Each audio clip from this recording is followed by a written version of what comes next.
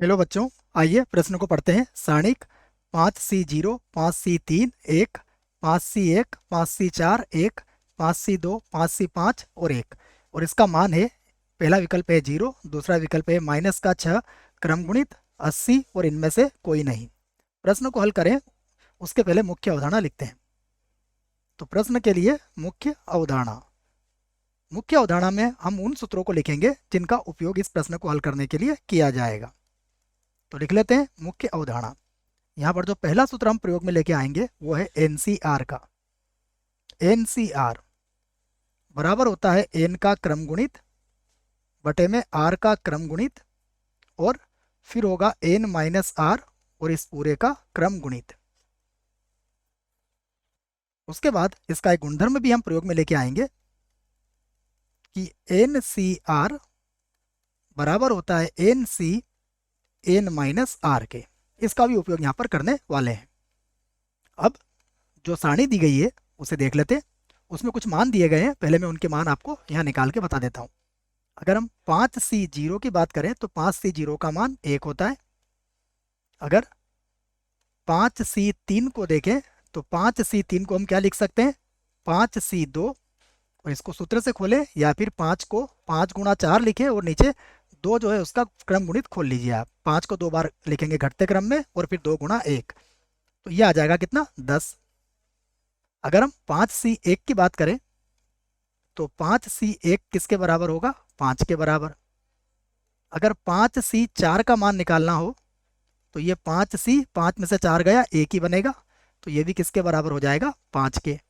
उसके बाद यदि 5C2 का मान तो हमने निकाल ही रखा है।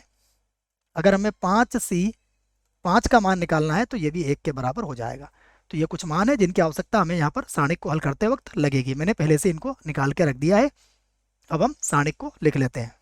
हमें सारणिक का मान निकालना है और ये सारणिक है कुछ इस प्रकार से 5C0 5C0, उसके बाद है 5C1 5C1 और फिर है 5C2, उसके बाद है 5C3 5C3 5C4 और 5C5, उसके बाद है 1 1 1 1 1 और 1। इसी के बराबर हम इसे लिख लेते हैं। तो जैसा मैंने पहले लिख लिया है, 5C0 का मान 1, 5C3 का मान 10 है, उसके बाद आ गया 1, 5C1 का मान 5 है, 5C4 का मान भी 5 आया है और ये है 1, 5C2 का मान 10 है, 5C5 का मान 1 है और यहाँ पर भी आ गया 1। अब हम इसका R1 से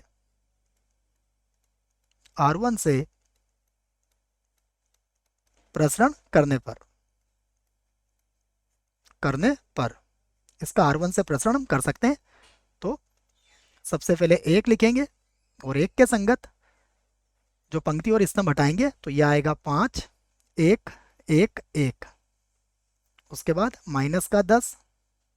अब पंक्ति और स्तंभ हटा लेंगे तो ये होगा 5 10 1 1, उसके बाद प्लस 1 और 1 के संगत फिर पंक्ति और स्तंभ हटाएंगे तो ये होगा 5, उसके बाद 10, उसके बाद 5 और ये 1।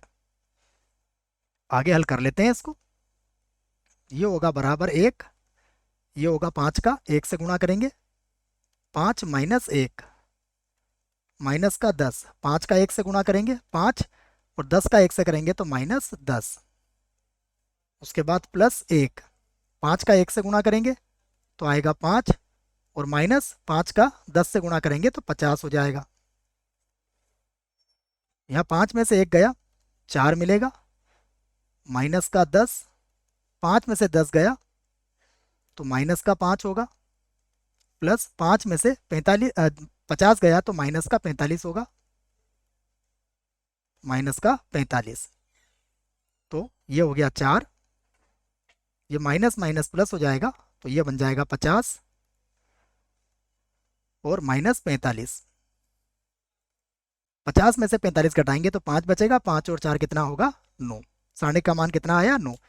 विकल्प ए गलत, बी गलत, सी गलत, विकल्प डी जो है वो सही विकल्प होगा।